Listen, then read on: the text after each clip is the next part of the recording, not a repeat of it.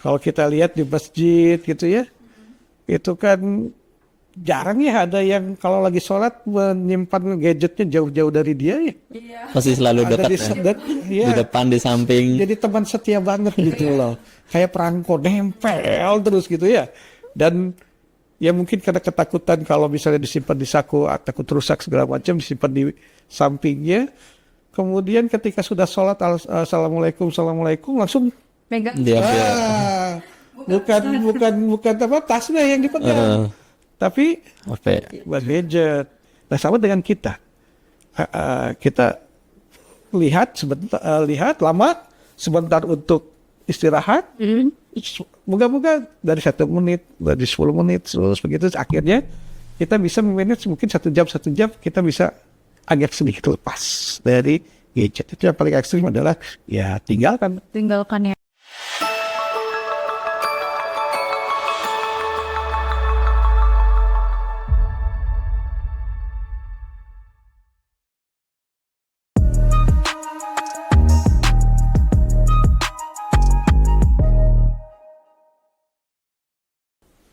Assalamualaikum warahmatullahi wabarakatuh. Halo teman bicara dimanapun kalian berada. Kembali lagi di podcast Bicara, jadi makin tahu. Kali ini kita akan membahas tema tentang detox media sosial di bulan puasa. Bersama siapa, Hamidah? Nah Kak Imam, pada episode kali ini kita udah kedatangan narasumber kita, yaitu Ayah Dr. Arif Rahman MSI. Beliau merupakan dosen UIN Sibat Syekh Nurjati Cirebon dan juga sekaligus Wakil Dekan 1 bidang akademik Fakultas Dakwah dan Komunikasi Islam nih teman-teman. Halo Ayah. Halo, salam. Ayah. Salam teman bicara, sukses. Teman-teman, berhubung kita sudah kedatangan narasumber, kita langsung ngobrol-ngobrol nih bareng Ayah. Ayah, tanya dong. Monggo, silahkan. Nah ya, terkait tema nih, apa sih yang dimaksud detoksifikasi media sosial dan apa sih pentingnya gitu Ayah buat kita? Ya, mungkin agak susah untuk detoksifikasi ya. Jadi detox aja lah, biar santai. Iya. Maklum lagi Ramadan, jadi ada beberapa yang harus dihemat energinya. Efisiensi. Jadi detox itu adalah proses kita mengurangi, tanda kutip ya, kalau dalam bahasa kedokteran mungkin racun yang masuk dalam tubuh kita. Betul. Ketika kita keasikan dengan, kata kasusnya adalah tentang gadget ya, Iya. maka proses detox ini lebih kepada bagaimana kita mengurangi mungkin ya, bukan menghilangkan, tapi kita mungkin bisa mengurangi aktivitas kita terkait dengan gadget.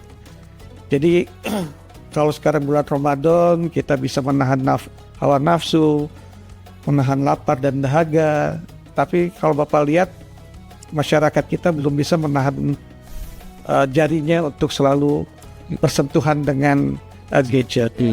Jadi seharusnya sih momen yang bagus ini bulan Ramadan ini. Kenapa? Karena ya marilah kita ganti sementara gitu. Jari-jari kita tidak hanya kepada gadget tapi kepada Al-Quran, tadarus gitu ya. Ya nggak usah lama-lama lah. Misalnya kalau kita ya mungkin untuk mengurangi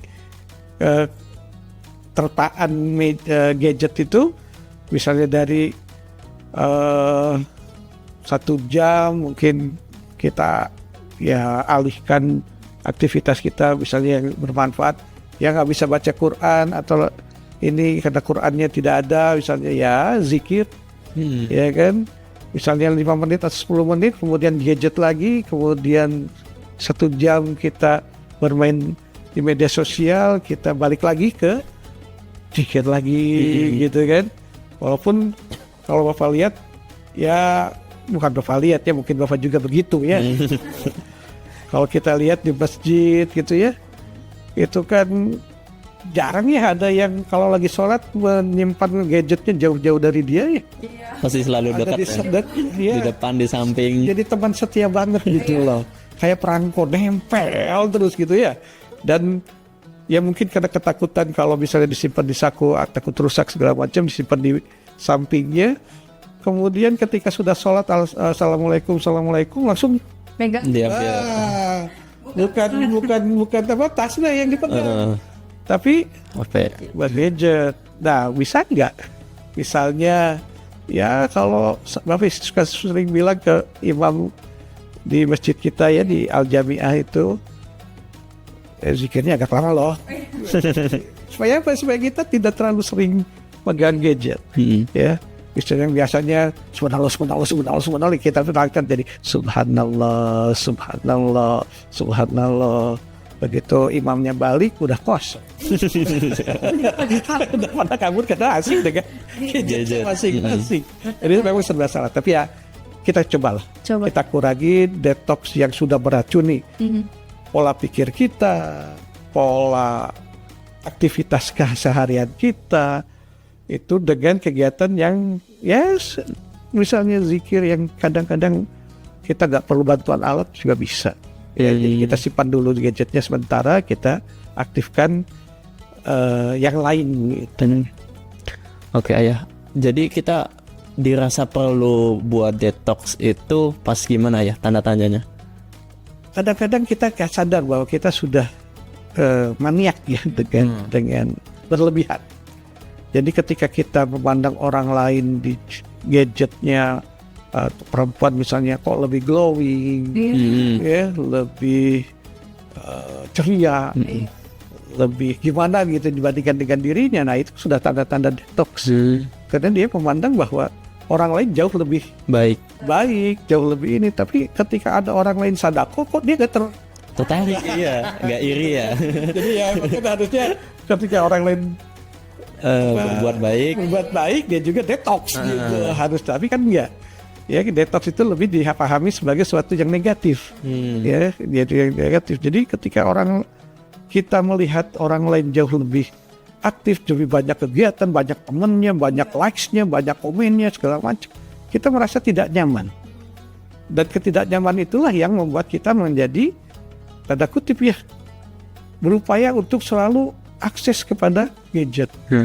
Padahal begitu kalau kita sadari bahwa toh apa yang ditampilkan bahkan di media mainstream, di televisi ditampilkan glowing pun kenyataannya kan tidak glowing. Ada proses editing, ada proses filter dan sebagainya. Gitu ya, yang membuat orang mungkin lebih terlihat bagus, terlihat cantik, terlihat ganteng. Kalau Bapak emang udah ganteng dari dulu, jadi nggak bisa diganggu gugat. Udah paten gitu ya.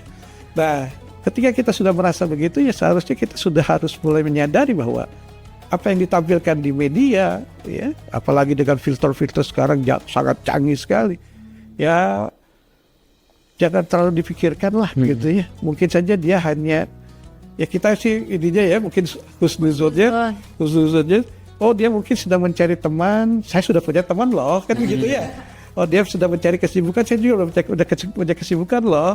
Sehingga kita tidak terlalu memikirkan apa yang dikatakan oleh ataupun yang disampaikan melalui media sosial, gadget itu.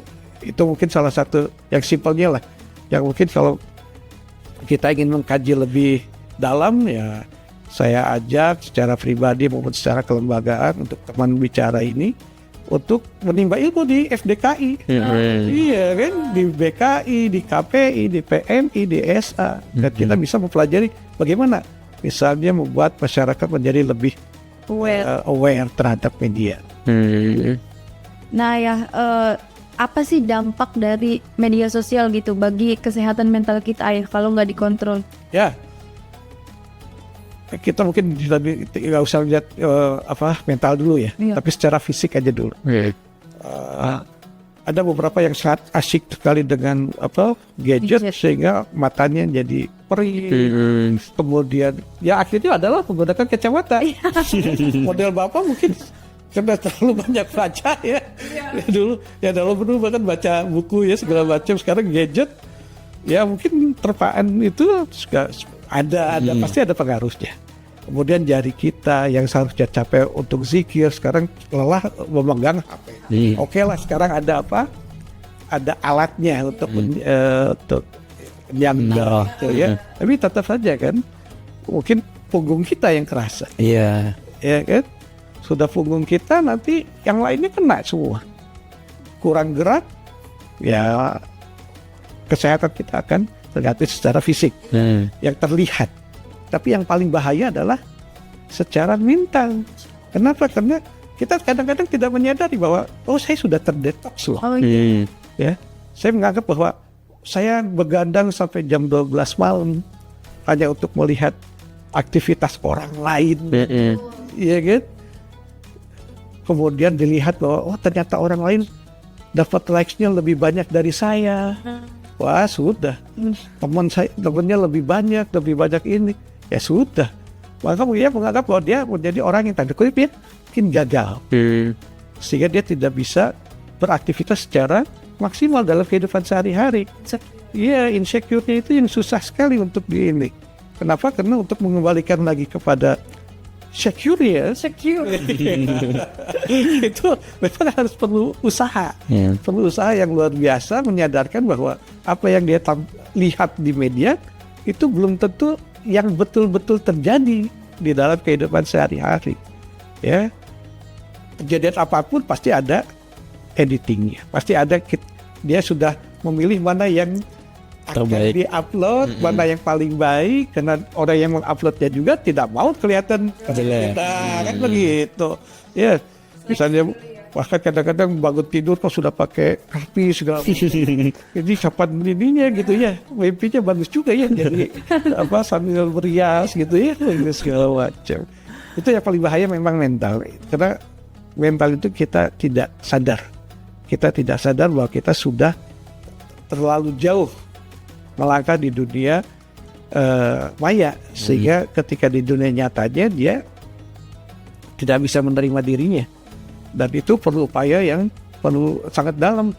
Ya, mungkin teman-teman bicara yang di mempelajari psikologi dan bimbingan konseling itu bisa memahami betapa tanda kutip ya perlu upaya yang lebih untuk bisa mengembalikan seseorang yang insecure itu menjadi kembali normal. Ada proses. Ya, lumayan. Ayah, jadi untuk memulai supaya kita tidak ketergantungan terhadap gadget itu, langkah-langkahnya seperti apa sih, Ayah? Ini ada langkah yang ekstrim, ada yang smooth. Asik. Kalau yang smooth aja dulu ya. Smooth aja dulu. Kadang-kadang ya nanti begitu berat ya langsung pingsan, gak dengar yang smoothnya kayak gimana gitu ya. Yang mau Oke, yang smooth dulu. Yang smooth dulu ya minimal ketika dia akses gadget gitu ya, dia punya manage time management. Dia misalnya kalau dalam bahasa Ramadan itu 3-4-3. Saya rajin itu di 3 hari pertama, 4 hari tengah-tengah, dan 3 hari terakhir. Itu sampai itu ya baca Quran segala macam. 10 hari doang ya? Ya, 10 hari doang cukup. Nah, gitu juga sama. Ya mungkin dia tetap pegang gadget, ya. Tapi ketika dia matanya ke gadget, oke lah misalnya 1 jam atau 30 menit. Bisa nggak ini agak ditutup? Coba menggerakkan tangan saja kan, smooth ya. Misalnya 5 menit dulu, kita belajar 5 menit, atau Pak 5 menit itu seperti 1 tahun Pak. Udahlah 1 menit gitu. Ya 1 menit gitu, 1 menit. Karena katanya kita tuh ada yang saking ininya, dia hitungan detik itu kalau nggak lihat HP pusing. Ngerasain ada yang saya takut ketinggalan informasi. Ya, karena orang Indonesia dan sebenarnya pengguna gadget itu selalu ingin yang menjadi orang yang pertama dalam menanggapi sesuatu. Ya, FOMO itu. Paling update. Ya, pokoknya begitu ada yang penting udah saya likes dulu deh. Komennya nanti, yang penting likes dulu gitu kan. Nah, misalnya itu gitu. Oke, kita lihat lagi gitu. Terus begitu sampai dia merasa nyaman, misalnya dia bisa meninggalkan yang ekstrim. Anda meninggalkan HP-nya, ya, meninggalkan HP-nya. Ya, Bapak kadang-kadang suka lihat tagotipnya, karena pekerjaannya begitu. Ada sebagian profesi yang memang dia harus bahkan ketika mengendari motor, mobil pun harus berakses internet gadget. Kan, ya, itu kan berbahaya ya. Bahaya. Ya, bisa nggak berhenti dulu sebentar, lihat, jalan lagi. Nah, sama dengan kita. kita lihat lama, sebentar untuk istirahat. Moga-moga dari 1 menit, dari 10 menit, terus begitu akhirnya kita bisa memanage mungkin 1 jam kita bisa agak sedikit lepas dari gadget. Itu yang paling ekstrim adalah ya tinggalkan, bikin waktu Planning gitu ya. planning. Misalnya setelah sholat baca Quran kan, baru gadget. Sekarang kalau dulu kan kalau dari bapak itu kalau bangun tidur nyari kacamata, ya kan, bagi yang pakai kacamata kan begitu. Sekarang kan banyak ya, begitu bangun tidur lihat dari HP, mana HP gitu, lihat ketakutannya gitu ya, itu sudah. Jadi ya mohon, makanya ada katanya gadget itu kalau lebih baik jangan disimpan dekat kepala. Ya bukan hanya dari radiasinya, tapi karena kitanya yang terlalu obsesi banget untuk menjadi the first man on the social media. Gitu. Nah ya, bagaimana sih cara kita menyeimbangkan, kan kita jujur ya masih sangat kecanduan HP, tapi kita juga mau lebih produktif lagi. Gimana menyeimbangkan antara media sosial dan kehidupan pribadi gitu, Ayah? Ya, kalau dulu kita paling susah untuk menyuruh orang, anak-anak terutama untuk keluar rumah. Sekarang terbalik. Iya. Ya. Jadi bagaimana sih supaya si anak juga tidak terlalu asik dengan gadgetnya? Nah itu yang ada beberapa penelitian yang mengatakan bahwa coba alihkan anak itu dengan kreativitas yang lebih melibatkan semua panca indera, semua dengan gerak tubuh segala macam. Dan itu kalau misalnya kita bisa coba lakukan, itu akan berdampak positif. Tapi yang paling susah adalah ketika kita sudah kandung terlanjur, ya itu paling kita coba dengan sedikit demi sedikit. Kenapa? Karena mungkin anak-anak terutama ini juga melihat kita yang sudah cukup dewasa, mereka melihat kitanya asik dengan gadget, sehingga kalau ingin ngobrol juga susah karena bapaknya sibuk dengan gadget, ibunya sibuk dengan gadget, kakaknya sibuk dengan gadget, sehingga dia pun mau tidak mau sibuk dengan gadget. Jadi memang harus ada contoh dari kami yang kaum kolonial ini kepada teman-teman yang kaum milenial gitu ya, gadget segala macam gitu ya, supaya bahwa hidup kita itu tidak hanya persoalan gadget, tapi dalam kehidupan sehari-hari. Mungkin saja mereka menggunakan gadget itu supaya pelarian. Bagaimana pelarian ya? Kalau dalam bahasa Dominik itu withdrawal, lari dari kehidupan nyata. Ya kan? Nah, kita di rumah ngobrol, coba seorang ayah, seorang ibu, seorang kakak, seorang adik itu ngobrol. Dengan ngobrol begitu kan sedikit ini ya? Iya, teralihkan. Mungkin awalnya sih tetap aja kayak itu, tapi kan begitu kita ngobrol datangi gitu ya, dia juga agak ya apa gitu lihat kita. Nah dari situ semoga boleh sedikit demi sedikit, kita nggak perlu susah untuk mengharapkan langsung seimbang antara dunia maya dengan dunia nyata terkait dengan gadget, tapi ya sedikit demi sedikit perlahan coba ya kesabaran itu kan. Ayah, terakhir nih untuk episode kali ini, mungkin ada pesan buat teman bicara supaya bisa lebih konsisten dalam memulai detox media sosial supaya bisa lebih produktif lagi di bulan puasa ya. Ya, kadang-kadang ada yang bilang sayang loh sekarang bulan Ramadan tidak bisa maksimal untuk ibadah. Ya tentu saja kalau kita punya waktu untuk ibadah, ya kalau Bapak sih sering bilang kalau kita lagi seneng ibadah ya manfaatkan banget itu ibadah. Iya. Habisin tuh. Ya. Lupakan gadget. Tapi kadang-kadang kita juga sadari bahwa satu saat mungkin kita ingin tergelitik, tergoda dengan gadget. Nah, ketika itu datang masanya gitu ya. Silahkan nikmati gadget itu. Silahkan nikmati karena satu saat dia juga akan jenuh. Iya, betul. Ya, setelah jenuh baru ke aktivitas yang lain yang kira-kira bisa lebih bermanfaat, lebih produktif. Jadi gadget tidak bersifat negatif, tidak selalu negatif. tapi kita bisa manfaatkan dia menjadi sesuatu yang produktif, tergantung dari kitanya dalam memanage waktu terutama. Carilah informasi, carilah lowongan kerja gitu ya, carilah ide-ide kreatif yang mungkin saja bisa kita terapkan dalam kehidupan sehari-hari, yang mungkin tidak bisa kita dapatkan di ruang kuliah. Betul. Ya, itu suplemen. Ya, suplemen gitu. Jadi dia bisa jadi vitamin untuk merangsang pola pikir kita, merangsang imajinasi kita, ide kreatif, dan itulah sebetulnya gadget yang mungkin bisa dilakukan, yang bisa kita lakukan dengan gadget. Mungkin itu. Oke Ayah, makasih banget Ayah sudah bersama kita ngobrol-ngobrol tentang detox di media sosial. Penting banget ya Pak. Dan bermanfaat banget bagi kita semua untuk meningkatkan produktivitas di bulan puasa. Mungkin terakhir, Amidah. Terima kasih juga untuk teman bicara kita yang selalu dukung dan support podcast Bicara pada episode kali ini. Jangan lupa terus luaskan informasi-informasi yang telah kita dapatkan gitu Ayah. Sampai jumpa di episode selanjutnya. Wassalamualaikum warahmatullahi wabarakatuh. Waalaikumsalam warahmatullahi wabarakatuh.